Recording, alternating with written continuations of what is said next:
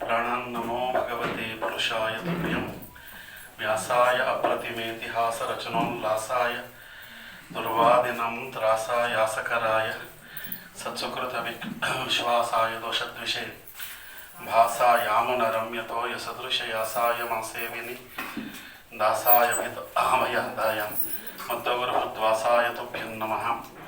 व्यासाय भवनाशाय श्रीशाय गुणराशये हृद्याय शब्दविद्याय मध्वाय च नमो नमः। अहं भजे मुदा भजे हृदा भजे सदां भजे कृतालयं कृपालयं हरेः अच्युतालयं हरे वक्षस्थले दृष्ट्वा श्रियं विस्मितवानहं पार्श्वयोर्वयोर्देवीं करे चामरधारिणीं भुजगभोगाममुद्यम्य हृद्यं निजभुजं दक्षिणं लक्षणाढ्यं ललितमुद्रिक्तविज्ञानमुद्रं भज भजमनन्तविद्यमलपन्तं प्रणतवान् प्राणिनां प्राणनाथं प्रणतिविप्रणये पूर्णबोध गुरुमखिलगुणज्ञं सद्गुणैकादिवासं शमदमपरिनिष्टं सत्त्वनिष्ठं वरिष्ठं सकलसुजनशिष्टं नित्यनिर्धूतकष्टं हयमुखपदनिष्ठं मां भजन्तु प्रपन्नाः।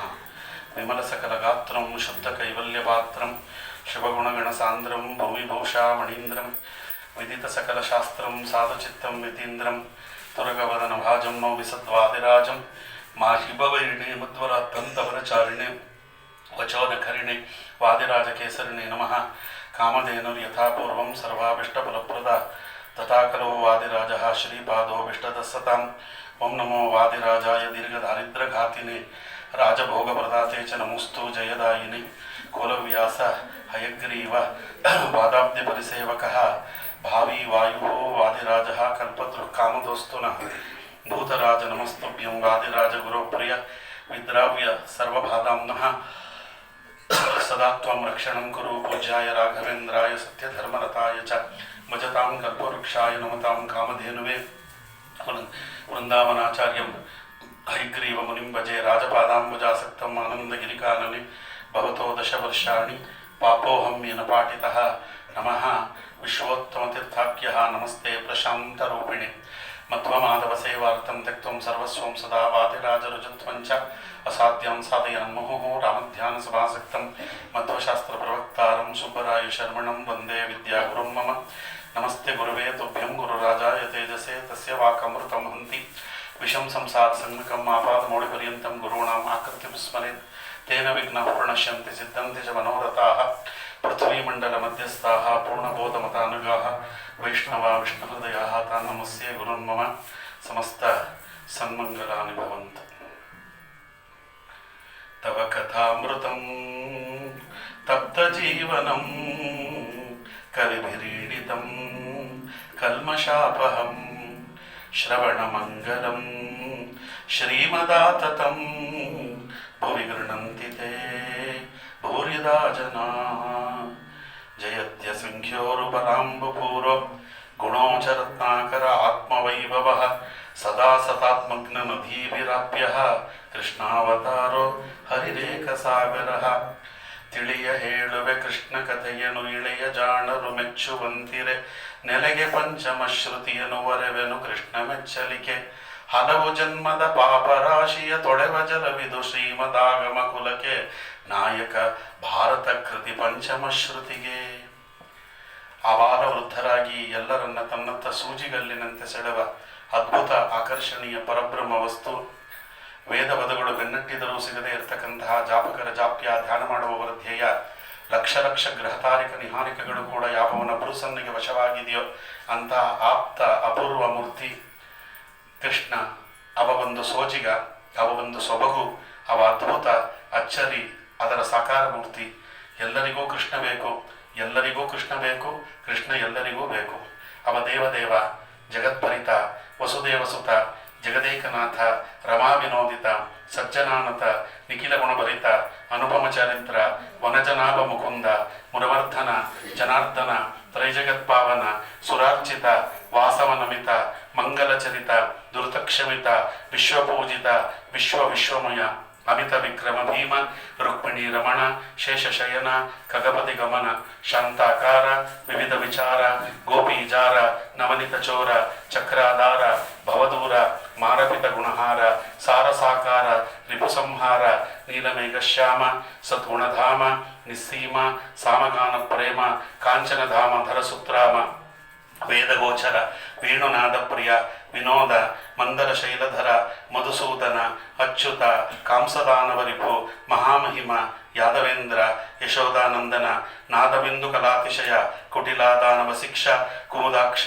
ದೇವಸಂಕುಲ ಪಕ್ಷ ಜಗದಧ್ಯಕ್ಷ ವರನಿಟಿಲಾಕ್ಷ ನೀಲವರ್ಣ ವಿಶಾಲ ಶುಭಗುಣಶೀಲ ಮುನಿಕುಲಪಾಲ ಲಕ್ಷ್ಮೀಲೋಲ ರಿಪುಶಿಶುಪಾಲ ಮಸ್ತಕಶೂಲ ವನಮೂಲ ಮೂಲ ಕಾರಣ ವಿಮಲ ಯಾದವ ಜಾಲಹಿತ ಗೋಪಾಲ ಅಗಣಿತ ಬಾಲ ಅವ ಪರಬ್ರಹ್ಮ ವಸ್ತು ಕೃಷ್ಣ ಅನಂತ ಗುಣಗಳ ಸಾಗರ ಆಡವರಿಯದ ಕಡಲು ಅಗಲ ತಿಳಿಯದ ದಡ ಮುಡುಗಲಾಗದ ಪ್ರವಾಹ ಮುಟ್ಟಲಾಗದ ತೀರ ಅವ ಬಹುಗಂಭೀರ ಕೃಷ್ಣ ಕಾಲಾತೀತ ಅವ ಕಾಲ ನಿಯಾಮಕ ಅವ ಕಾಲ ಪ್ರವರ್ತಕ ಅವ ಕಾಲ ನಿವರ್ತಕ ಕಾಲರೂಪಿ ತ್ರಿಕಾಲಜ್ಞ ಕೃಷ್ಣ ವಿಶಾಲ ಅವ ವ್ಯಾಪ್ತ ಅವ ಪರಮರಹಸ್ಯ ಅವ ಕ್ಷಣ ಕ್ಷಣಕ್ಕೂ ಸ್ವಾರಸ್ಯ ಯಸ್ಮಿನ್ ದಶಾರ್ಥಾ ಸರ್ವತ್ರ ನಗ್ನೀಯ ಸರ್ವಜಂತುಭಿಃ ಬ್ರಹ್ಮಾಪಿ ತನ್ ನ ಜಾನಾತಿ ಈಶತ್ ಸರ್ವೋಪಿ ಜಾನತೆ ಅಂತ ಭಾಗವತ ಹೇಳ್ತದೆ.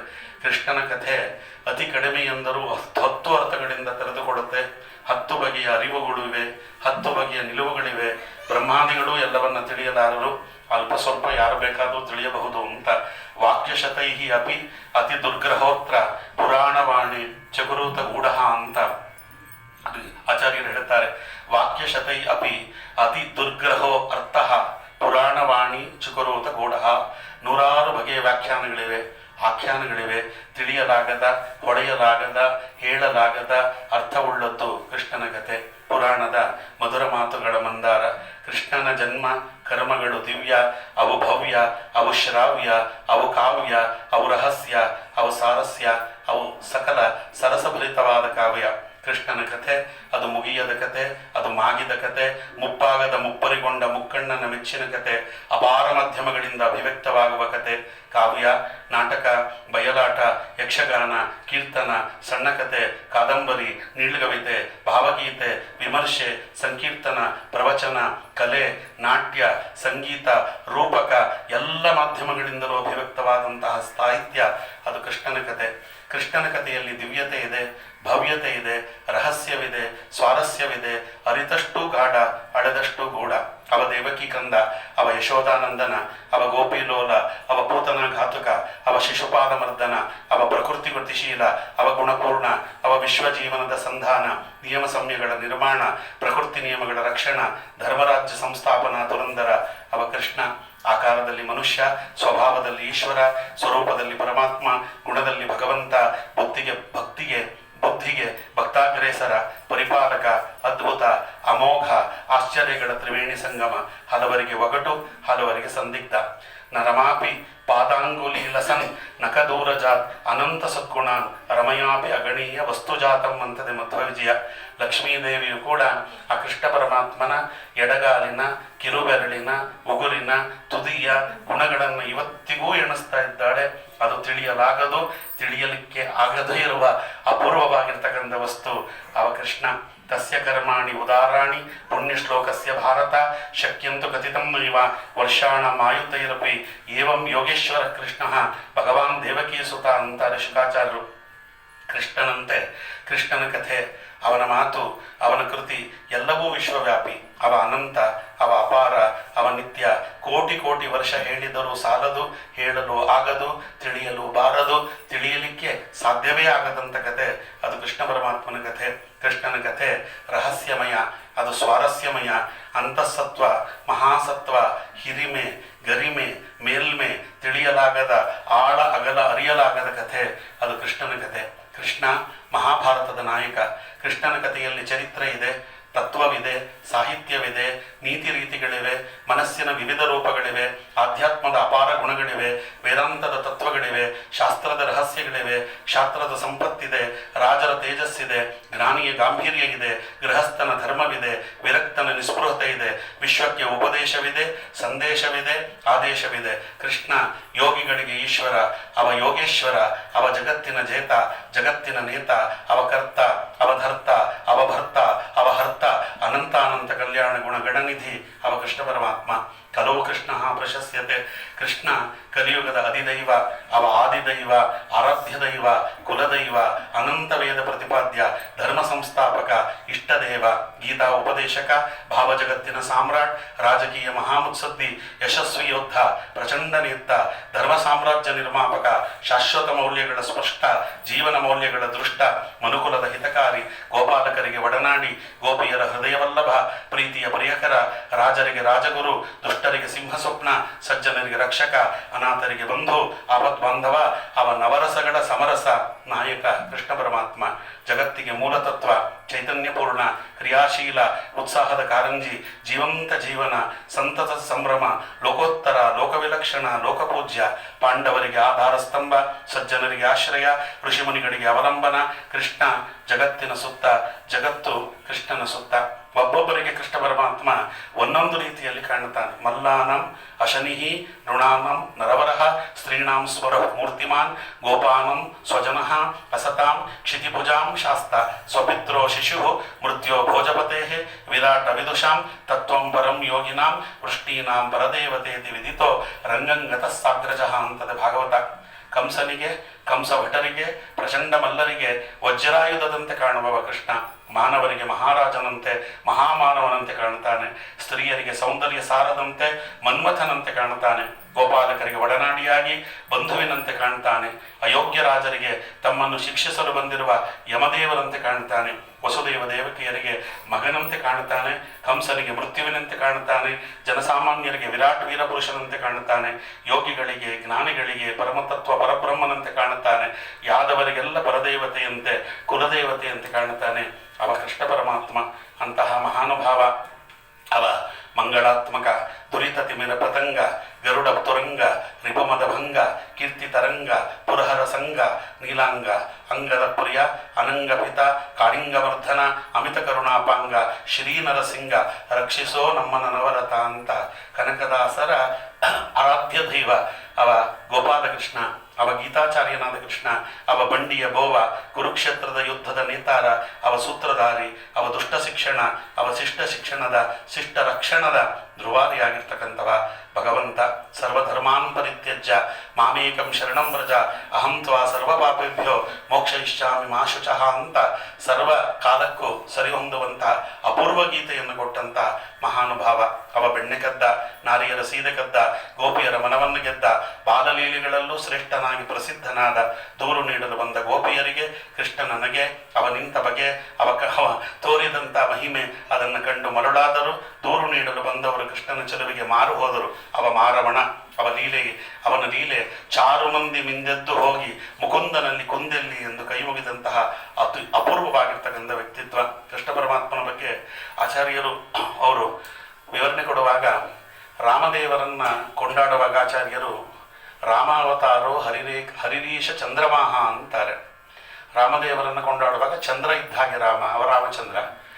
ಅದೇ ಆಚಾರ್ಯರು ಕೃಷ್ಣನನ್ನು ವರ್ಣಿಸುವಾಗ ಕೃಷ್ಣಾವತಾರೋ ಹರಿರೇಖ ಸಾಗರ ಅಂದರು. ರಾಮನನ್ನ ಬಹಳ ಸುಲಭ ಪರಿಚಯ ಮಾಡಿಕೊಡೋದು, ಅವ ರಾಮ ಅಂದ್ರೆ ಮುಗಿದೋಯ್ತಷ್ಟೇ. ಚಂದ್ರನನ್ನು ಹೇಗೆ ಪರಿಚಯ ಮಾಡಿಕೊಡೋದು ಲೋಕದಲ್ಲಿ, ಕೈ ತೋರಿಸಿಬಿಟ್ಟು ಅವ ಚಂದ್ರ ಅಂದ್ರೆ ಮುಗಿಯುತ್ತಷ್ಟೇ, ಎಲ್ಲರೂ ನೋಡ್ತಾರೆ. ಅಷ್ಟು ಸುಲಭವಾಗಿ ಕೃಷ್ಣನನ್ನ ಪರಿಚಯ ಮಾಡಿಕೊಡ್ಲಿಕ್ಕೆ ಬರೋದಿಲ್ಲ. ಅದಕ್ಕೆ ಹರಿರೇವ ಕೃಷ್ಣಾವತಾರೋ ಹರಿರೇಖ ಸಾಗರ, ಕೃಷ್ಣ ಒಂದು ಸಮುದ್ರ ಇದ್ದ ಹಾಗೆ. ಅದಕ್ಕೆ ಕೃಷ್ಣಾಮೃತ ಮಹಾರ್ಣವ ಅಂತಾರೆ ಆಚಾರ್ಯರು. ತಾಪತ್ರಯೇಣ ಸಂತಪ್ತಂ ಯದೇತತ್ ಅಖಿಲಂ ಜಗತ್ ವಕ್ಷಾಮಿ ಶಾಂತಯೇ ತಸ್ಯ ಕೃಷ್ಣಾಮೃತ ಮಹಾರ್ಣವಂ. ತಾಪತ್ರಯದಿಂದ ಲೋಕ ಬಳಲಿ ಹೋಗಿದೆ, ಅಧಿಭೌತಿಕ, ಅಧಿದೈವಿಕ, ಆಧ್ಯಾತ್ಮಿಕ ತಾಪತ್ರಯಗಳಿಂದ. ಯದೇತತ್ ಅಖಿಲಂ ಜಗತ್, ಆ ಮೂರು ತಾಪಗಳಿಂದ ಅವರು ತಾವು ತಮ್ಮನ್ನು ತಾವು ಪರಿಹಾರ ಮಾಡಿಕೊಳ್ಳಲಿ, ಅದರಿಂದ ತಾವು ಎದ್ದು ಬರಲಿ ನಮಗೆ ಅನ್ನುವ ಕಾರಣಕ್ಕೆ ಕೃಷ್ಣಾಮೃತ ಮಹಾರ್ಣವವನ್ನು ಹೇಳ್ತೇನೆ ಅಂತ ಒಂದರ್ಥ. ಕೃಷ್ಣ ಅನ್ನುವ ಮಹಾರ್ಣವವನ್ನು ಕೊಡ್ತೇನೆ ಅಂತ ಒಂದರ್ಥ. ಕೃಷ್ಣ ಪರಮಾತ್ಮ ಅಂಥವ. ಸಾಗರದ ಹತ್ರ ನಿಂತು ಸಾಗರವನ್ನು ಹೀಗೆ ಅಂತ ವರ್ಣಿಸ್ಲಿಕ್ಕಾಗಲ್ಲ. ಸಾಗರವನ್ನು ತಿಳಿಯಬೇಕಾದ್ರೆ ಸಾಗರದಲ್ಲಿ ಮುಳುಗಬೇಕು.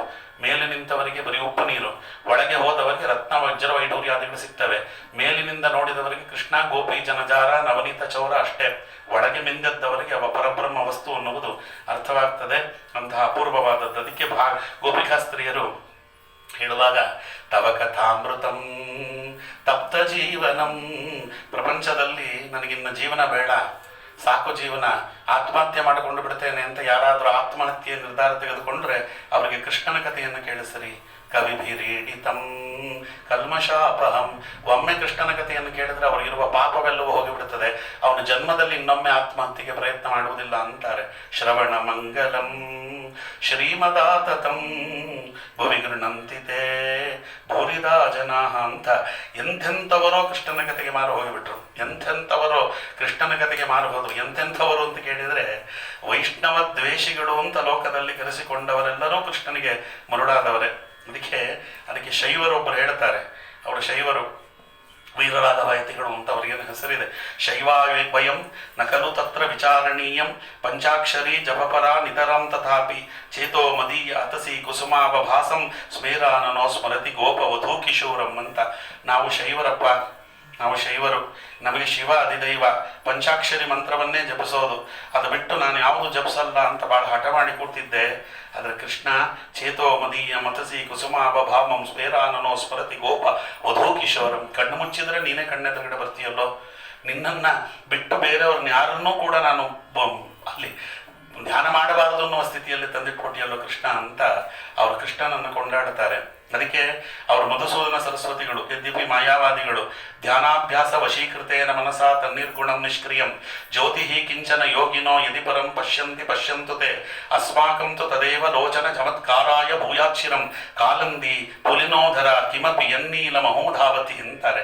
ಧ್ಯಾನವನ್ನು ಅಭ್ಯಾಸ ಮಾಡಬೇಕು, ಮನಸ್ಸಿನಲ್ಲಿ ನಿರ್ಗುಣನಾದ ನಿಷ್ಕ್ರಿಯನಾದ ಪರಂಜ್ಯೋತಿಯಾದಂಥ ಆತ್ಮ ಅನ್ನುವವನನ್ನು ಸಾಕ್ಷಾತ್ಕಾರ ಮಾಡಿಕೊಳ್ಳಬೇಕು ಅಂತ ಕಣ್ಣುಮುಚ್ಚಿ ಕೂತರೆ, ಕಣ್ಣು ಮುಚ್ಚಿ ಕೂತರೆ ಸಾಕು, ಯಮುನಾ ನದಿ ತೀರದಲ್ಲಿ ಗೋಪಿಕಾಸ್ತ್ರೀಯರೊಡನೆ ರಾಸಕ್ರೀಡೆಯನ್ನಾಡುತ್ತಾ ಓಡಾಡುತ್ತಾ ನಮ್ಮ ಕಡೆಗೆ ಮುಗುಳ್ನಗೆಯನ್ನು ಬೀರುವಂಥ ಕೃಷ್ಣ, ನೀ ಕಣ್ಣೆದುರುಗಡೆ ಬಂದ್ಬಿಡ್ತೀಯಲ್ಲೋ, ನಾನು ಹಾಗೆ ದೇವರನ್ನು ನಿರ್ಗುಣ ಅಂತ ಉಪಾಸನೆ ಮಾಡಲಿ, ಹೇಗೆ ಭಗವಂತನ ನಿಷ್ಕ್ರಿಯ ಅಂತ ಉಪಾಸನೆ ಮಾಡಲಿ, ನನ್ನ ಕೈಲಾಗಲ್ಲಪ್ಪ, ಯಾರು ಬೇಕಾದ್ರೆ ಏನಾದ್ರು ಮಾಡಿಕೊಳ್ಳಿ, ನಾನು ಕೃಷ್ಣ ದೊಡ್ಡವ ಅಂತಲೇ ಉಪಾಸನೆ ಮಾಡುತ್ತೇನೆ ಅಂತ ಅವರಂತಾರೆ. ವಶಿ ವಂಶಿ ವಿಭೂಷಿತ ಕರಾತ್ ನವನೀರದಾಭಾತ್ ಪಿತಾಂಬರ ತರುಣ ಬಿಂಬ ಫಲಾಧರೋಷ್ಟಾತ್ ಪೂರ್ಣೇಂದು ಸುಂದರ ಮುಖಾತ್ ಅರವಿಂದ ನೇತ್ರಂ ಕೃಷ್ಣಾತ್ ಪರಂ ಕಿಂ ಅಪಿ ತತ್ವಂ ಅಹಂ ನ ಜಾನೆ. ನಮ್ಮ ಗುರುಗಳಿಗೆ 1000 ಹೇಳ್ತಾರೆ, ನೀನೇ ಬ್ರಹ್ಮ ಅಂತ ಉಪಾಸನೆ ಮಾಡು, ನೀನೇ ದೇವರು ಅಂತ ಉಪಾಸನೆ ಮಾಡು. ಹಿಂಗೆ ಉಪಾಸನೆ ಮಾಡಲಿ. ಕೈಯಲ್ಲಿ ಕೊಳಲನ್ನು ಬಿಡಿದ ನೀಲಮೇಘಶ್ಯಾಮನಾದ ಪಿತಾಂಬರ ಧಾರಿಯಾದ ಕೆಂದುಟಿಯ ಹುಣ್ಣಿಮೆಯ ಪೂರ್ಣಚಂದ್ರನಂತಹ ದುಂಡು ಮುಖ, ಕಮಲದಂತಹ ವಿಶಾಲವಾದ ಕಣ್ಣುಗಳು, ಅಂತಹ ಹಿರಿದೈವ ಹೆದ್ದೈವ ಭಗವಂತ ಕೃಷ್ಣ ಪರಮಾತ್ಮ ನನ್ನನ್ನು ಒಮ್ಮೆ ಕಣ್ಣು ಬಿಟ್ಟು ನೋಡಿಬಿಟ್ರೆ ಅವ ಸರ್ವೋತ್ತಮ ಅನ್ನೋದು ವೇದವೇದ್ಯವಾಗ್ತದೆ. ನಾನು ಸರ್ವೋತ್ತಮ ಅಂತ ಉಪಾಸನೆ ಮಾಡಲಿ ಅಂತ ಅವರಂತಾರೆ. ಯಾರೋ ಬೇಡ, ಶಂಕರಾಚಾರ್ಯರು ಕೃಷ್ಣನ ಬಗ್ಗೆ ಕೊಂಡಾಡುವಾಗ ಕೃಪಾಪಾತ್ರಂ ಯಸ್ಯ ತ್ರಿಪುರಿಂ ಪರಾಂ ಭೋಜವಸತಿ ಸುತಾಜಕ್ನೋ ಭೂತಾಚರಣನಕ ನಿರ್ಗುಣನ ಜಲಂ ಪ್ರಧಾನಂ ವಾ ಯಸ್ಯ ತ್ರಿಭುವನಪತಿತ್ವಂ ವಿಭುರಸಿ ನಿಧಾನಂ ಸೋ ಅಸ್ಮಾಕಂ ಜಯತಿ ಕುಲದೇವೋ ಯದುಪತಿ ಅಂತಾರೆ ಶಂಕರಾಚಾರ್ಯರು. ತ್ರಿಪುರ ಸಂಹಾರಿಯಾಗಿರ್ತಕ್ಕಂಥ ಶಿವ ನೋಡಿ, ಇದು ಶಂಕರಾಚಾರ್ಯರ ಮಾತು. ಶಿವ ಕೃಷ್ಣನಿಗೆ ಕೃಪಾಪಾತ್ರ, ಅನುಗ್ರಹೀತನಾಗಿರ್ತಕ್ಕಂಥ ಭಕ್ತ ರುದ್ರದೇವರು ಕೃಷ್ಣನಿಗೆ ಅಂತವರಂತಾರೆ. ಕೃಷ್ಣನ ಮಗಳು ಗಂಗೆ, ಕೃಷ್ಣನ ಪಾದ ಉಗುರು ತೊಳೆದಂಥ ಪಾವನ ಜಲ ಅದು. ಬ್ರಹ್ಮದೇವರು 3 ಲೋಕದ ಅಧಿಪತ್ಯವನ್ನು ಪಡೆದದ್ದು ಕೃಷ್ಣ ಪರಮಾತ್ಮನಿಂದಲೇ. ಅವನಂಥ ಅಧಿದೈವ, ಅವನಂಥ ಆದಿದೈವ, ಯದುಕುಲಪತಿಯಾಗಿರ್ತಕ್ಕಂಥ ಕೃಷ್ಣ ನನಗೆ ಆಧಾರವಾಗಲಿ ಅಂತ ಶಂಕರಾಚಾರ್ಯ ಹೇಳ್ತ ಮಾತು. ನನಗವ ಆಧಾರವಾಗಲಿ. ನಾವು ಅದ್ವೈತಿಗಳು, ಅದ್ವೈತ ವೀಥೆ ಪಥಕೈರುಪಾಸ್ಯ ಸ್ವರಾಜ್ಯ ಸಿಂಹಾಸನ ಬದ್ಧ ದೀಕ್ಷಾ ಶಟೇನ ಕೇನಾಪಿ ವಯಂ ಹಟೇನ ದಾಸೀಕೃತ ಗೋಪ ವಧೂ ವಿಟೇನ ಅಂತ. ನಾವು ಅದ್ವೈತಿ ಉಪಾಸಕರು, ಯತಿಗಳು, ಪೀಠಾಧಿಪತಿಗಳು ಅಂತ ನಾವು ಕೂತರೆ, ಕೃಷ್ಣ ಮೋಸ ಮಾಡಿ ನನ್ನನ್ನು ನಿನ್ನ ಪಕ್ಷ ಕೇಳ್ಕೊಂಡು ಬಿಟ್ಟಿಯಲ್ಲೋ, ದಾಸನನ್ನಾಗಿ ಮಾಡಿಸಿಕೊಂಡು ಅಂತಾರೆ. ಅಂತಹ ಪರಮಾತ್ಮ ಭಗವಂತ. ಎಲ್ಲರಿಗೂ ಕೃಷ್ಣನ ಕಥೆ ಬೇಕು, ಎಲ್ಲರಿಗೂ ಕೃಷ್ಣ ಆರಾಧ್ಯ ದೈವ. ಇಂಥವ್ರಿಗಂಥವರಿಗೆ ಅಂತಲ್ಲ, ಪ್ರಪಂಚದಲ್ಲಿರುವಂಥ ಪ್ರತಿಯೊಬ್ಬರಿಗೂ ಆರಾಧ್ಯ ದೈವನಾಗಿ ನಿಂತವ ಅವ ಕೃಷ್ಣ ಪರಮಾತ್ಮ ಅಂತ ಮಹಾನುಭಾವ ಅವ. ಅದೇ ಕೃತಿತೋ ವಂಶ ವಿಸ್ತಾರೋ ಭವತೋ ಸೋಮಸೂರ್ಯಯೋ ರಾಜ್ಞಾಂ ಉಭಯವಂಶಾನಾಂ ಚರಿತಂ ಪರಮಾದ್ಭುತಂ ಅಂತ. 5 ವರ್ಷ ಬೇಕಾಗ್ತದೆ ಕೃಷ್ಣನ ಕಥೆ ಹೇಳಬೇಕಾದ್ರೆ ಪೂರ್ತಿ. ಸರಿ, ನಾನು ರುಕ್ಮಿಣೀಶ ವಿಜಯವನ್ನೇ 4 ವರ್ಷಕ್ಕೆ ಮುಗಿಸಿದ್ದೇನೆ. ಮೊನ್ನೆ ಹೋದ ತಿಂಗಳ 10ನೇ ತಾರೀಕು 4 ವರ್ಷದಿಂದ ಹೇಳುತ್ತಿದ್ದ ರುಕ್ಮಿಣೀಶ ವಿಜಯ ಮುಗಿಯಿತು. ರುಕ್ಮಿಣಿ ಕಲ್ಯಾಣ ಆ ಘಟ್ಟಕ್ಕೆ ಬರಬೇಕಾದ್ರೆ 4 ವರ್ಷ ಬೇಕಾಗ್ತದೆ. ಇನ್ನು ಪೂರ್ತಿ ಭಗವಂತ ಕೃಷ್ಣ ಪರಮಾತ್ಮನ ಕಥೆ ಅದು ಮಹಾಭಾರತದಲ್ಲಿದೆ, ಅದು ಹರಿವಂಶದಲ್ಲಿದೆ, ಅದು ಭಾಗವತದಲ್ಲಿದೆ. ಅದರ ಜೊತೆಗೆ ರುಕ್ಮಿಣೀಶ ವಿಜಯ, ಅದರ ಜೊತೆಗೆ ಸತ್ಯಧರ್ಮ ತೀರ್ಥರ ಅಪೂರ್ವವಾದ ವ್ಯಾಖ್ಯಾನ, ಇವೆಲ್ಲವನ್ನು ಇಟ್ಟುಕೊಂಡು ಕೃಷ್ಣನ ಕಥೆಯನ್ನು ನೋಡಬೇಕು. ಅದರಿಂದ ಎಷ್ಟೋ ಎಷ್ಟು ಸಾಧ್ಯವೋ ಅಷ್ಟು ನೋಡುವುದಕ್ಕೆ ಪ್ರಯತ್ನ ಪಡೋಣ. ಭಗವಂತನ ಅವತಾರವಾಯಿತು ಅನ್ನಿಲ್ಲಿಂದ ಪ್ರಾರಂಭ ಮಾಡೋಣ. ಅದಕ್ಕಿಂತ ಮುಂಚೆ ಭಗವಂತನ ಅಪೂರ್ವವಾಗಿರ್ತಕ್ಕಂತಹ ಕಥೆಯನ್ನು ಕೇಳಬೇಕು ಅಂತ ಅವ ಕಥಿತೋ ವಂಶ ವಿಸ್ತಾರೋ ಭವತಾಂ ಸೂರ್ಯ ಸೋಮ ಸೂರ್ಯಯೋ ನವಮಸ್ಕಂದವನ್ನು ಮುಗಿಸಿದ್ದೀರಿ. ಚಂದ್ರವಂಶ ಸೂರ್ಯವಂಶ ರಾಜರ ಕಥೆಯನ್ನು ವಿಸ್ತಾರವಾಗಿ ಹೇಳ್ತೇನೆ ಅಂತ ಹೇಳಿದ್ರಿ. ಕೃಷ್ಣ ಪರಮಾತ್ಮನ ಕಥೆಯನ್ನು ಹೇಳಲಿಲ್ವಲ್ಲ ಗುರುಗಳೇ? ಅವತೀರ್ಯ ಯದೋ ವಂಶೇ ಭಗವಾನ್ ಭೂತಭಾವನ ಕೃತವಾನ್ಯಾನಿ ವಿಶ್ವಾತ್ಮ ತಾನಿನೋ ವದ ವಿಸ್ತರಾತ್. ನಾನು ಕೃಷ್ಣನ ಕಥೆಯನ್ನು ಕೇಳಬೇಕು ಅಂತಲೇ ಕೂತವ. ಕೃಷ್ಣನ ಕಥೆಯನ್ನು ಮಾತ್ರ ವಿಸ್ತಾರವಾಗಿ ಹೇಳ್ರಿ. ಬೇರೆ ಎಲ್ಲ ಕಥೆಗಳಲ್ಲಿ ಚೂರು ಹೇಳಿಬಿಟ್ರಿ, ಆದರೆ ವಿಸ್ತಾರವಾಗಿ ನನಗೆ ಕೃಷ್ಣನ ಕಥೆ ಬೇಕು. ಯಾಕೆಂದರೆ ಕೃಷ್ಣ ನನ್ನ ಜೀವ ಉಳಿಸಿದವ ಅಂದ ಪರೀಕ್ಷಿತ ರಾಜ. ದ್ರೌಣ್ಯಾಸ್ತ್ರ ವಿಪ್ಲವಂ ಇದಂ ಮದಂಗಂ ಸಂತಾನ ಬೀಜಂ ಕುರುಪಾಂಡವಾನಂ ಜುಗೋಪಕುಕ್ಷಿಂ ಗತ ಆತ್ತಚಕ್ರೋ ಮಾತುಶ್ಚಮೇಯ ಶರಣಂಗತಾಯ. ಅಂದು ನಮ್ಮಮ್ಮ ಅವನನ್ನು ಮರೆ ಹೊಕ್ಕೊಡು ಅನ್ನೋ ಕಾರಣಕ್ಕೆ ಚಕ್ರಾದಿ ಆಯುಧಗಳಿಂದ ಒಳಗೆ ಪ್ರವೇಶ ಮಾಡಿ ಗರ್ಭದಲ್ಲಿ ಕಾದಂತಹ ಭಗವಂತ ಹೊರಗೂ ನನ್ನನ್ನು ಮುಟ್ಟಿ ನನ್ನನ್ನು ಬದುಕಿಸಿದವ. ಅವನಿಂದ ನಾನು ಬದುಕಿದ್ದೇನೆ. ಅವನ ಕಥೆಯನ್ನೇ ನಾನು ಕೇಳದೆ ಹೋದ್ರೆ ಹೆಂಗೆ? ಅದಕ್ಕೋಸ್ಕರ ವಿಸ್ತಾರವಾಗಿ ಹೇಳ್ರಿ ಅಂತ ಹೇಳಿದಾಗ ಶುಕಾಚಾರ್ಯರಿಗೆ ಬಹಳ ಖುಷಿಯಾಗಿ ಬಿಡ್ತು. ಸಮ್ಯಕ್ ವ್ಯವಸಿತ ಬುದ್ಧಿ ತವ ರಾಜಸ್ಯ ಸತ್ತಮ ವಾಸುದೇವ ಕಥಾಯಾಂತೆ ಯಜ್ಜಾತ ನೈಷ್ಠಕೀರತಿ. ನನಗೂ ಕೃಷ್ಣನ ಕಥೆ ಹೇಳಬೇಕು ಅಂದ್ರೆ ಬಹಳ ಸಂತೋಷವೋ. ನಿನ್ನಂಥ ಭಕ್ತರು, ನಿನ್ನಂಥ ಶಿಷ್ಯರು ಯಾರಿಗೆ ಸಿಗ್ತಾರೋ ಅವರಿಗೆ ಕೃಷ್ಣನ ಕಥೆಯನ್ನು ಮೈಮರೆತು ಹೇಳ್ತೇನಪ್ಪ. ವಾಸುದೇವ ಕಥಾ ಕೃಷ್ಣ ಪುರುಷಾಂಸ್ತಿನ್ ಪುನಾತಿ ವಕ್ತಾರಂ ಪೃಚ್ಛಕಂ ಶ್ರೋತ್ರಂ ತತ್ಪಾದ ಸಲಿಲಂ ಯಥಾ ಅಂತ ಅವ್ರು ಹೇಳ್ತಾರೆ. ಬೇರೆ ಕಥೆಗಳ ಬಗ್ಗೆ ನನಗಷ್ಟು ಗೊತ್ತಿಲ್ಲ ಅಂದ್ರೆ ಅವ್ರಿಗೆಲ್ಲ ಗೊತ್ತಿದೆ, ಸುಮ್ಮನೆ ಅವ್ರು ಹೇಳೋದು. ವಾಸುದೇವ ಕಥಾ ಕೃಷ್ಣ ಪುರುಷಾಂ ಸ್ತ್ರೀನ್ ಪುನಾತಿ. ಕೃಷ್ಣ ಪರಮಾತ್ಮನ ಕಥೆ ಮಾತ್ರ 3 ಜನರನ್ನು ಉದ್ಧಾರ ಮಾಡ್ತದೆ. ವಕ್ತಾರಂ ಯಾರು ಹೇಳ್ತಾರೋ, ಪೃಚ್ಛಕಂ ಯಾರು ಹೇಳಿಸ್ತಾರೋ, ಶ್ರೋತೃಣಂ ಯಾರು ಕೇಳುತ್ತಾರೋ. ಯಾರು ಹೇಳುತ್ತಾರೋ, ಯಾರು ಹೇಳಿಸ್ತಾರೋ, ಯಾರು ಕೇಳ್ತಾರೋ ತತ್ಪಾದ ಸಲಿಲಮ್ಯತ. ಹೇಗೆ ಗಂಗಾದೇವಿ ಎಲ್ಲೆಲ್ಲಿ ಹರಿತಾಳೋ ಅಲ್ಲೆಲ್ಲ ಹೇಗೆ ಪಾವನ ಮಾಡ್ತಾಳೋ ಕೃಷ್ಣನ ಕಥೆ ಎನ್ನುವಂಥ ಗಂಗೆ ಈ 3 ಜನರನ್ನ ಪಾವನ ಮಾಡ್ತಾಳೆ ಅಂತ ಹೀಗೆ ಪರೀಕ್ಷಿತ ರಾಜನಿಗೆ ಅವರು ಹೇಳಿ ಆ ಕಥೆಯನ್ನ ಪ್ರಾರಂಭ ಮಾಡುತ್ತಾರೆ. ಭೂಮಿ ದೃಪ್ತ ನೃಪವ್ಯಾಜ ದೈತ್ಯಾನಿಕ ಶತಾಯುತೈ ಆಕ್ರಾಂತ ಭೂರಿಭಾರೇಣ ಬ್ರಹ್ಮಾಂಡಂ ಶರಣಂ ಯಯೋ. ಲೋಕದಲ್ಲಿ ಅಸುರರ ಹಾವಳಿ ಹೆಚ್ಚಾಗಿ ಅಸುರರಿಂದ ತಾವು ಬದುಕಲಿಕ್ಕೆ ಸಾಧ್ಯವೇ ಇಲ್ಲ ಅನ್ನುವಂಥ ಪರಿಸ್ಥಿತಿ ಬಂದಾಗ ಎಲ್ಲ ದೇವತೆಗಳು ಬ್ರಹ್ಮದೇವರನ್ನು ಶರಣು ಹೊಂದಿದರು. ಬ್ರಹ್ಮದೇವರು ಭಗವಂತನನ್ನು ಶರಣು ಹೊಂದಿದ್ರು. ಅಲ್ಲಿಗೆ ಅವಳು ಭೂದೇವಿ ತಾನು ಗೋವಿನ ವೇಷದಲ್ಲಿ ಬಂದಿದ್ಲು ಅಂತ. ಅದಕ್ಕೆ ವಾದಿರಾಜರು ಪ್ರತಿಯೊಂದು ಮಾತಿಗೂ ವಾದಿರಾಜರ ರುಕ್ಮಿಣೀಶ ಬೀಜ ಇಲ್ಲದೆ ದಶಮಸ್ಕಂದ ಉಪನ್ಯಾಸ ಮಾಡಲಿಕ್ಕೆ ಆಗೋದಿಲ್ಲ. ಅಪೂರ್ವವಾಗಿರ್ತಕ್ಕಂಥದ್ದು, ಅಭೂತಪೂರ್ವವಾಗಿರ್ತಕ್ಕಂಥದ್ದು. ಕೃಷ್ಣನನ್ನು ನೋಡಿದವರು, ಕೃಷ್ಣನ ಜೊತೆಯಲ್ಲಿ ಆಡಿದವರು, ಕೃಷ್ಣನಿಗೆ ರುಕ್ಮಿಣಿಯ ಜೊತೆಯಲ್ಲಿ ಮದುವೆ ಮಾಡಿಸಿದವರು. ಹಾಗಾಗಿ ಸುದೇವ ನಾಮಕನಾದ ಬ್ರಾಹ್ಮಣನಾಗಿದ್ದು ತಾವೇ ಕೃಷ್ಣನಿಗೆ ಮದುವೆ ಮಾಡಿಸಿದಂಥ ಮಹಾನುಭಾವರು ಎಲ್ಲವನ್ನ ನೋಡಿ ದಾಖಲೆ ಮಾಡಿದ್ದಾರೆ. ಆದ್ದರಿಂದ ಅದು ಅಷ್ಟು ಪ್ರಭಾವ ಭಾಗವತದ ಜೊತೆಗೆ ಅದೊಂದು ರೀತಿಯಲ್ಲಿ ಹೇಗೆ ಅಂದರೆ ಹಾಲು ಜೇನು ಎರಡೂ ಸೇರಿದ ಹಾಗೆ ಅಂತ ಹೇಳ್ತಾರೆ. ಅದಕ್ಕೆ ಅವಳಿಗೇನು ಬಂದಿದ್ದು ಭಾರ ಆಗಿದ್ದೇನು? ಯಾಕೆಂದ್ರೆ ಭೂದೇವಿ ಎಲ್ಲವನ್ನ ಹೊರುವವಳು, ಅವಳಿಗೆ ಭಾರ ಆಗ್ತದೆ ಅಂದ್ರೆ ಏನರ್ಥ ಅಂದ್ರೆ ಅದಕ್ಕೆ ವಾದಿರಾಜರಂದ್ರು ಮುಕುಂದ ವಿದ್ವೇಷಿ ಭರೇಣ ಭಿನ್ನ ಬಭೂವಕ ಸಾ ಕಾಂಕ್ಷಿ ಕಾಂತಿ ಯುತಾಪಿ ಖಿನ್ನ ತಥಾಪಿ ಲೋಕೆ ಪತಿನಿಂದಕೇಭ್ಯ ಪತಿವ್ರತ ನಾಮ ಪರಕ್ವಭಾರ ಅಂತ. ಅವಳಿಗೆ ಏನು ದೊಡ್ಡ ಭಾರ ಆಗಿದ್ದು ಅಂದ್ರೆ ಬಭೂವ ಸಾಕ್ಷಾಂತಿ ಯಥಾಪಿ ಯುತಾಪಿ ಖಿನ್ನ. ಅವಳ ಹೆಸರೇ ಧರ ಅಂತ, ಧರಾದೇವಿ ಎಲ್ಲವನ್ನ ಧರಿಸ್ತಾಳೆ ಅಂತ. ಆದರೆ ಲೋಕದಲ್ಲಿ ಪತಿವ್ರತೆಯರಿಗೆ ದೊಡ್ಡ ಭಾರ ಏನು ಅಂದ್ರೆ ಪತಿಯ ನಿಂದನೆ ಮಾಡುವವರು.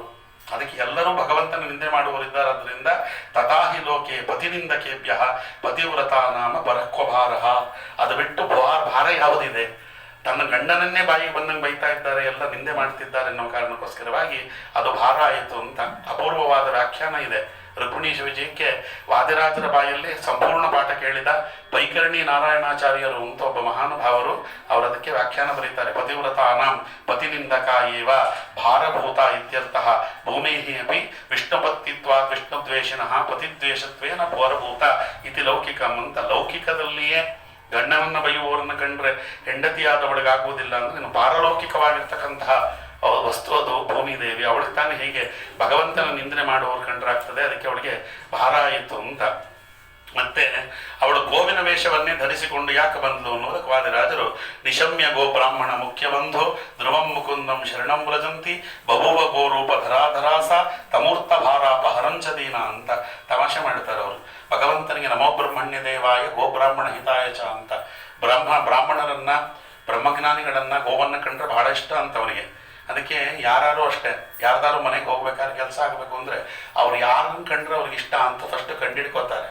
ತಿರುಪತಿ ತಿಮ್ಮಪ್ಪನ ಕಂಡ್ರೆ ಅವ್ರು ಭಾಳ ಇಷ್ಟ ಅಂದರೆ ಇಲ್ಲೇ ಗುರುದರ್ಶನಲ್ಲೇ ತೊಗೊಂಡೋಗಿ ಬಿಡೋದು. ತಿರುಪತಿಗೆ ಹೋಗಿದ್ದೆ ಆಚಾರ್ಯ ನಾನು ತಂದಿದ್ದೇನೆ ಅಂತ ತಿರುಪತಿಗೆ ಹೋಗಿರಲ್ಲ, ಎಲ್ಲೂ ಹೋಗಿರಲ್ಲ, ಅಲ್ಲೇ ಹೋಗೋದು ತೊಗೊಂಡೋಗಿ. ಸತ್ಯನಾರಾಯಣ ದೇವ್ರ ಪೂಜೆ ಅಂದರೆ ಇಷ್ಟ ಅವರಿಗೆ, ಸತ್ಯನಾರಾಯಣ ಅಂದ್ರೆ ಇಷ್ಟ ಅಂದರೆ ಅಲ್ಲಿ ಹೋಟ್ಲಲ್ಲಿ ಹೋಗ್ಬಿಟ್ಟು ಕೇಸರಿ ಬಾತ್ ಕಟ್ಟಿಸ್ಕೊಂಡ್ಬಿಡೋದು. ಅಲ್ಲಿ ಆಚಾರ್ಯ ಸಭಾತ್ ಪಕ್ಷ ತಗೊಳ್ಳಿ ನಾನು ಬಂದಿದ್ದೇನೆ ಅಂತ. ಯಾರಿಗೆ ಯಾವುದು ಇಷ್ಟ ಅದರ ಪ್ರಕಾರವಾಗಿ ವೇಷಭೂಷಣಗಳನ್ನು ಹಾಕ್ಕೊಂಡು ಹೋಗಿ ಅವರನ್ನು ಮೆಚ್ಚಿಸುವ ಕೆಲಸ ಮಾಡುತ್ತಾರೆ. ಭಗವಂತನಿಗೆ ಅತಿ ಇಷ್ಟವಾದವಳು ಗೋವು, ಅದಕ್ಕೆ ಅವಳು ಗೋವಿನ ವೇಷವನ್ನೇ ಹಾಕ್ಕೊಂಡು ಬಂದ್ಲು ಅಂತ ಅವರು ತಮಾಷೆ ಮಾಡ್ತಾರೆ. ಇಲ್ಲಿ ತತ್ರಗತ್ವ ಜಗನ್ನಾಥ ದೇವದೇವ ಮೃಷಾಕಪಿಂ ಪುರುಷಂ ಪುರುಷ ಸೂಕ್ತೇನೋ ಉಪತಸ್ಥೆ ಸಮಾಹಿತ ಅಂತ ಪುರುಷ ಸೂಕ್ತದಿಂದ ಅಲ್ಲಿ ಮಂತ್ರವನ್ನ ಜಪ ಮಾಡಿ ಭಗವಂತನನ್ನು ಪ್ರಾರ್ಥನೆ ಮಾಡಿದರು ನಮ್ಮ ಬ್ರಹ್ಮದೇವರು ಅಂತ. ಯಾಕೆ ಪುರುಷ ಸೂಕ್ತದಿಂದಲೇ ಪ್ರಾರ್ಥನೆ ಮಾಡಿದ್ರು? ಎಲ್ಲಕ್ಕೂ ಪ್ರಶ್ನೆ, ಎಲ್ಲಕ್ಕೂ ಉತ್ತರ, ಎಲ್ಲಕ್ಕೂ ಪ್ರಶ್ನೆ, ಎಲ್ಲಕ್ಕೂ ಉತ್ತರ.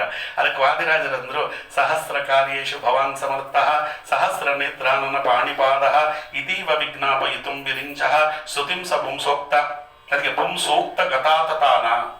ಬೇರೆ ಎಲ್ಲ ಅವತಾರಗಳಲ್ಲಿ ಸ್ವಾಮಿಗೆ ಅಷ್ಟು ಕೆಲಸ ಇರಲಿಲ್ಲವಂತೆ, ಒಂದೋ ಎರಡೋ ಕೆಲಸ ಇತ್ತಷ್ಟೇ. ಅವನು ತಾನು ಕೂರ್ಮ ಅವತಾರವನ್ನು ತಾಳಿದ, ಬೆನ್ನಿನ ಮೇಲೆ ಬೆಟ್ಟವನ್ನು ಹೊತ್ತ, ಮುಗೀತಷ್ಟೇ. ಮತ್ಸ್ಯಾವತಾರವನ್ನು ತಾಳಿದ, ವೇದವನ್ನು ತಂದ, ಹೈಗ್ರೀವಾಸುರನ್ನು ಸಂಹಾರ ಮಾಡಿದ, ಮಧುಕೈಟವರನ್ನು ಸಂಹಾರ ಮಾಡಿದ, ಮುಗೀತು. ನರಸಿಂಹಾವತಾರ ಮಾಡಿದ, ಹಿರಣ್ಯಕಶಿಪುವನ್ನು ಬಗದು ಬಿಸಾಡಿದ, ಮುಗಿದೋಯ್ತು. ಎಲ್ಲ ಕಡೆ ರಾಮನಾಗ ಅವತಾರ ಮಾಡಿದ, ರಾವಣ ಕುಂಭಕರ್ಣಾದಿಗಳನ್ನು ಕೊಂದ, ಆಯ್ತು. ಒಂದೊಂದು ಕೆಲಸಗಳು, ಎರಡೆರಡು ಕೆಲಸಗಳು. ಆದರೆ ಕೃಷ್ಣಾವತಾರದಲ್ಲಿ ಸಾವಿರಾರು ಕೆಲಸ ಇತ್ತು ಸ್ವಾಮಿಗೆ. ಒಬ್ಬಿಬ್ಬರನ್ನಲ್ಲ, ಪೌತನಿಯಿಂದ ಮೊದಲುಗೊಂಡು ಇವನು ದುರ್ಯೋಧನನವರೆಗೂ ಕೊಲ್ಲಬೇಕು, ಒಬ್ಬರೊಬ್ಬರನ್ನಲ್ಲ, ಅಷ್ಟು ಜನರನ್ನು ಸಂಹಾರ ಮಾಡಬೇಕು. ಅದರ ಜೊತೆಗೆ ಎಷ್ಟು ಗೀತೆ ಭಗವಂತ ಹೇಳಿದ್ದು. ಯಾಕೆಂದ್ರೆ ಎಲ್ಲ ಕಾರ್ಯಗಳಲ್ಲಿ ಎರಡು ಕಾರ್ಯ ಇರ್ತದೆ ಭಗವಂತನ ಮುಖ್ಯವಾದ ಕಾರ್ಯಗಳು ಅವತಾರದಲ್ಲಿ. ಒಂದು ಜ್ಞಾನ ಕಾರ್ಯ, ಒಂದು ಬಲ ಕಾರ್ಯ. ಇಲ್ಲ ಭಗವಂತ ದತ್ತಾತ್ರೇಯ ನಾಮಕ, ಇವತ್ತು ದತ್ತಾತ್ರೇಯ ಜಯಂತಿ ಬೇರೆ, ದತ್ತಾತ್ರೇಯ ನಾಮಕನಾಗಿ ಭಗವಂತ ಅವತಾರ ಮಾಡಿ ಹೇಗೆ ಯೋಗ ವಿದ್ಯೆಯನ್ನು ಉಪದೇಶ ಮಾಡಿದನೋ, ಹೇಗೆ ಕಪಿಲ ನಾಮಕನಾಗಿ ಭಗವಂತ ತಾನು ಕಪಿಲಗೀತೆಯನ್ನು ಉಪದೇಶ ಮಾಡಿದ್ನೋ, ವೃಷಭಗೀತೆಯನ್ನು ಉಪದೇಶ ಮಾಡಿದ್ನೋ, ಬರೀ ಉಪದೇಶಕ್ಕೆ ಅಂತ ಒಂದು ಅವತಾರ. ವ್ಯಾಸ ಕಪಿಲ ಹಯಾಸ್ಯ ಧನ್ವಂತರಿ ವೃಷಭ ಮಹಿದಾಸ ದತ್ತಾತ್ರೇಯಾದ ಅಮಿತ ರೂಪ ಈ ಸ್ವರೂಪದಿ ಜ್ಞಾನ ಅಧಿಕಾರಿಗಳಿಗೊಳಿದ ಅಧಿಕಾರಿಗಳಿಗೆ ಒರೆದ ವ್ಯಾಪಕನು ನೀನೆ ಸರ್ವೇಶ ಹರಿಯೇ ಮುಖ್ಯ ಕಾರಣ ಹರಿಯೇ ಸ್ವತಂತ್ರನ ಎಂದು ಗೋಪಾಲದಾಸರು ಸ್ತೋತ್ರ ಮಾಡ್ತಾರೆ. ಕೆಲವು ಬರೀ ಉಪದೇಶ ಮಾಡಲಿಕ್ಕೆ ಅಂತ ಬಂದದ್ದು, ಕೆಲವು ಬಲ ಕಾರ್ಯ. ನರಸಿಂಹದೇವರು ಉಪದೇಶ ಮಾಡಿದ್ರು ಅಂತೆಲ್ಲೂ ಇಲ್ಲ, ನರಸಿಂಹದೇವರು ಆಶೀರ್ವಾದ ಮಾಡಿದರು. ನರಸಿಂಹದೇವರು ಒಂದು ಹಿರಣ್ಯಕಶಿಪುವನ್ನು ಕೊಂದು ಬಿಸಾಡಿದ್ರು, ಮುಗೀತಷ್ಟೇ. ಅದು ಕೃಷ್ಣಾವತಾರ ಹಂಗಲ್ಲ, ಅದು ಬಲ ಕಾರ್ಯ, ಜ್ಞಾನ ಕಾರ್ಯ ಎರಡನ್ನು ಪರಿಪೂರ್ಣವಾಗಿ ತೋರಿಸಿದ ಅವತಾರ. ಹುಟ್ಟಿದ ಅಂದರೆ ಅವತಾರ ಮಾಡಿದ 7ನೇ ದಿನದಿಂದ ಪ್ರಾರಂಭ ಮಾಡಿ ಹುಟ್ಟಿದ 7 ದಿವಸದಲ್ಲಿ ದುಷ್ಟ ಪೂತನಿಯ ಕೊಂದೆ. ಭಗವಂತ ಅವತಾರ ಮಾಡಿ 7ನೇ ದಿನದಲ್ಲಿ ಅವಳು ಪೂತನಿಯನ್ನು ಸಂಹಾರ ಮಾಡುವುದರಿಂದ ಹಿಡಿದು ಕೃಷ್ಣನಿಗವಾಗಿ 70 ವರ್ಷ ಯುದ್ಧ ನಡೆದಾಗ, ಕುರುಕ್ಷೇತ್ರದ ಯುದ್ಧ ಆದಾಗ ಕೃಷ್ಣನಿಗೆ 70 ವರ್ಷ. ಆಗ ದುರ್ಯೋಧನನ ಸಂಹಾರ ಮಾಡಿಸಿದ ಭೀಮಸೇನ ದೇವರ ಕೈಲಿ ಅಲ್ಲಿವರೆಗೂ ನಿರಂತರವಾಗಿರ್ತಕ್ಕಂಥ ಬಲ ಕಾರ್ಯ. ಅದರ ಜೊತೆಗೆ ಎಷ್ಟು ಗೀತೆಗಳು ಕೃಷ್ಣ ಹೇಳಿದ್ದು, ಒಂದು ಭಗವದ್ಗೀತೆ, ಒಂದು ಅಣುಗೀತೆ. ಭಗವಂತನೇ ಹೇಳಿದ್ದು. ಇದು 700 ಶ್ಲೋಕದ್ದಾದ್ರೆ ಅದು 2500 ಶ್ಲೋಕ ಅಣುಗೀತೆ, ಹೆಸರಿಗೆ ಅಣುಗೀತೆ ಅಂತ. ಇದ್ರ ಜೊತೆಗೆ ಉದ್ಧವ ಗೀತೆ, ಭಗವಂತ ಎಷ್ಟೆಲ್ಲ ಗೀತೆಗಳು, ಋಷಭ ಗೀತೆ, ಕಪಿಲ ಗೀತೆ ಎಲ್ಲವನ್ನ ಸ್ವಾಮಿ ಹೇಳಿದ. ಅದರ ಜೊತೆಗೆ ಬರೀ ಬಾಯಲ್ಲಿ ಹೇಳಿದ್ದಲ್ಲ, ಅವನು ಕೊಡಲನ್ನು ನುಡಿಸಿದ್ದು ಅದು ವೇಣುಗೀತೆಯಾಯಿತು, ಅವನು ಉದ್ಧವನನ್ನು ಕಳಿಸಿದ್ದು ಅದು ಭೃಂಗಗೀತೆಯಾಯಿತು. ಒಂದೊಂದೊಂದೊಂದು ಗೀತೆಗಳಾಗಿ ಬಿಡ್ತು. ಹಾಗಾಗಿ ಭಗವಂತ ಗೀತಾರೂಪದಲ್ಲಿ ಕೊಟ್ಟಂತಹ ಅಪೂರ್ವವಾಗಿರ್ತಕ್ಕಂತಹ ಜ್ಞಾನ ಪರಂಪರೆ ಅದು ಒಂದು. ಅದಕ್ಕೆ ಸಾವಿರಾರು ಕೆಲಸ ಮಾಡಬೇಕಲ್ಲ, ಅದಕ್ಕೆ 1000 ಅಂತ ಶುರುವಾಗುವುದು ಯಾವುದು? ಸಹಸ್ರ ಶೀರ್ಷ ಪುರುಷ ಸಹಸ್ರಾಕ್ಷ ಸಹಸ್ರ 1000 ಶಬ್ದದಿಂದ ಶುರುವಾಗುವುದೇ ಪುರುಷ ಸೂಕ್ತ. ಅದಕ್ಕೆ ಸಾವಿರಾರು ಕೆಲಸ ಮಾಡ್ಲಿಕ್ಕೆ ಬರಬೇಕು ಸ್ವಾಮಿ ನೀನು. ಸಹಸ್ರ ಕಾರ್ಯೇಶು ಭವಾನ್ ಸಮರ್ಥ ಸಹಸ್ರ ನೇತ್ರಾನನ ಪಾಣಿಪಾದ ಅಂತ ಅವರು ಸಾವಿರಾರು ಪದದ ಅರ್ಥ ಇರುವಂತಹ ಅಪೂರ್ವವಾಗಿರ್ತಕ್ಕಂತಹ ಪುರುಷ ಸೂಕ್ತದಿಂದಲೇ ಅವರು ಪ್ರಾರಂಭ ಮಾಡಿದರು ಅಂತ ಹೀಗೆ ಹೇಳ್ತಾರೆ. ಅದಕ್ಕೆ ಭಗವಂತನ ವಂಶ ನನಗೆ ಕಮ್ಮಿ ಇದೆ ಸಮಯ, ಆದ್ದರಿಂದ ನಾನು ಭಗವಂತನ ವಂಶಕ್ಕೆ ನೇರವಾಗಿ ಹೋಗ್ಬಿಡ್ತೀನಿ. ವಸುದೇವನ ವಂಶ ನಾರಾಯಣನ ಮಕ್ಕಳು ಬ್ರಹ್ಮದೇವರಿಗೆ ಅತ್ರಿ ಋಷಿಗಳು ತಾವು ಮಕ್ಕಳಾಗಿ ಹುಟ್ಟಿದರು. ಅತ್ರಿಗಳಿಗೆ ಅನಸೂಯಾದೇವಿ ಆ ಕರ್ದಮ ಪ್ರಜಾಪತಿ ಮತ್ತು ದೇವಹೂತಿಯರ ಮಗಳಾಗಿ ಅವಳು ಬರ್ತಾಳೆ. ಅವಳನ್ನು ಅತ್ರಿ ಮಹರ್ಷಿಗಳು ಕೊಟ್ಟು ಮದುವೆ ಮಾಡಿದರು. ಅವರಿಬ್ಬರ ಒಂದು ದಾಂಪತ್ಯದ ಫಲವಾಗಿ ಅತ್ರಿ ಋಷಿಗಳು ತಪಶ್ಚರ್ಯವನ್ನು ಮಾಡ್ತಾ ಇದ್ದರಂತೆ. ಬಹಳ ತಪಶ್ಚರ್ಯವನ್ನು ಮಾಡಿ ಕಣ್ಣು ಬಿಟ್ಟರೆ ಕಣ್ಣಿನಿಂದ ಬೆಂಕಿಯ ಕಿಡಿಗಳು ಬಂದವು. ಆ ಎಲ್ಲ ಬೆಂಕಿ ಗಿಡಗಳನ್ನು ಏಕತ್ರ ಸೇರಿಸಿದ್ರು. ಆ ಏಕತ್ರ ಸೇರಿಸಿದ ಬೆಂಕಿಯ ಕಿಡಿಗಳೇ ಚಂದ್ರನಾಯಿತು ಅಂತ ಹೇಳ್ತಾರೆ. ಅದಕ್ಕೆ ಅವರಿಗೆ ಅತ್ರಿ ಗೋತ್ರ ಸಮುದ್ಭವ, ಅತ್ರಿ ನೇತ್ರ ಸಮುದ್ಭವ ಅಂತ ಎರಡು ಹೆಸರು. ಅವ ಚಂದ್ರ ಗುರುಪತ್ನಿಯಾಗಿರ್ತಕ್ಕಂಥ ತಾರಾದೇವಿಯನ್ನ ಅವ ಮೋಹಿಸಿದ. ಭಗವಂತನ ಇಚ್ಛಾನುಸಾರವಾಗಿ ಅವರಿಬ್ಬರ ದಾಂಪತ್ಯದ ಪರವಾಗಿ ಹುಟ್ಟಿದವ ಬುಧನಿಗೆ ಆ ಸೂರ್ಯವಂಶದಲ್ಲಿ ಹುಟ್ಟಿದ ಸುದ್ಯುಮ್ನ ಅನ್ನುವ ಗಂಡು ಹೆಣ್ಣಾಗಿದ್ದ. ಯಾಕಾಗಿದ್ದ, ಏನಾಗಿದ್ದ, ಇನ್ನೊಂದ್ಸತಿ ಉಪನ್ಯಾಸ ಹೇಳಿ